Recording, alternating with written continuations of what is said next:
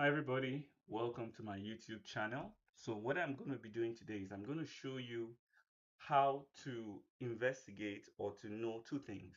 The fuel economy of a car, and then the next thing is to know if a vehicle is a reliable vehicle.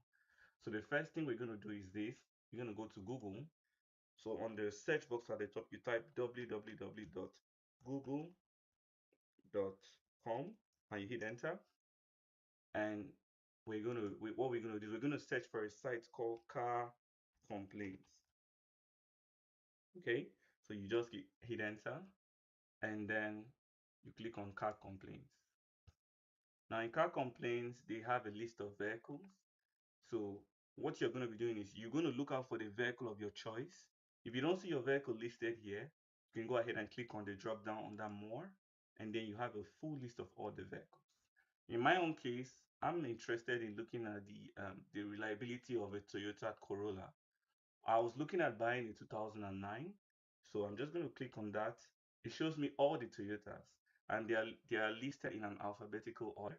So the vehicle we're looking for is a Corolla, which is already listed over here. So we go ahead and click on the Corolla, and then it does something beautiful. It lists all the years of Corolla with reports. Mind you, this is just a list. There may be some complaints that may not appear here, but for the sake of the video, we just go ahead and look through. And this was the year of the Corolla I was looking at. Already, it looks like it's one of the worst Corollas so far. Of all the Corollas ever created, the 2009 seems to be the worst version ever. So this just shows that the 2009 is plagued with engine problems. So that already tells me that should avoid a 2009 Toyota Corolla.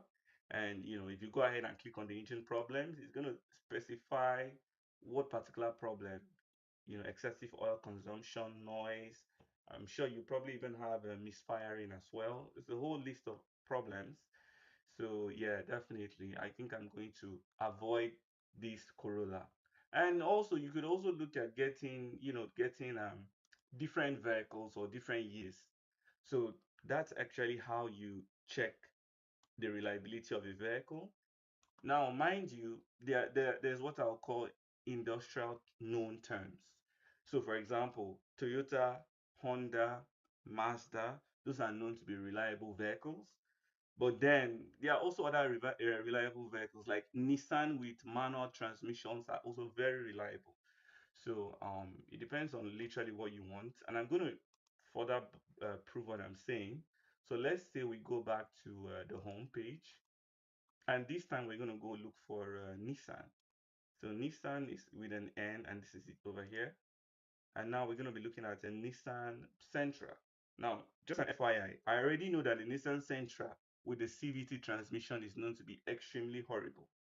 But we can look at it. Let's look at the 2013 Nissan Sentra. Have you noticed a good chunk of the problems are with the transmission?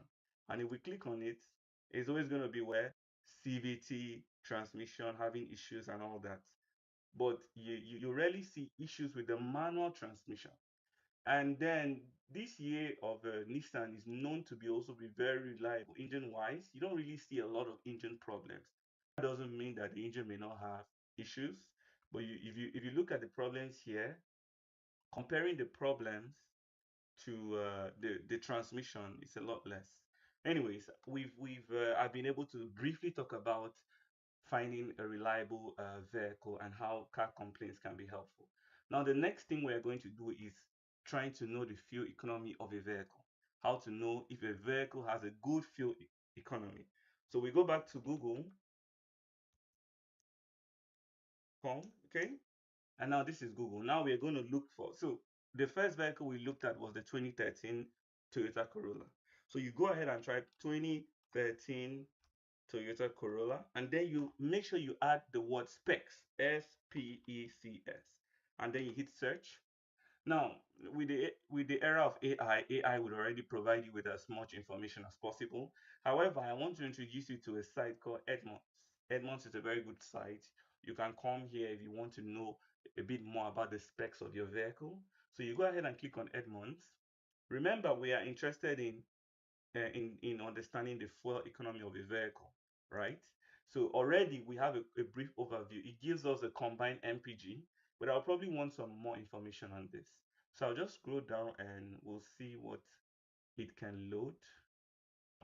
Pardon my network. I hope this loads more.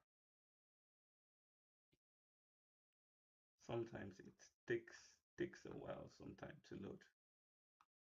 Let me see if this is, yep. Oh, by the way, as well, it's also good to note you have to specify the model of the car. The LE is usually the most common model.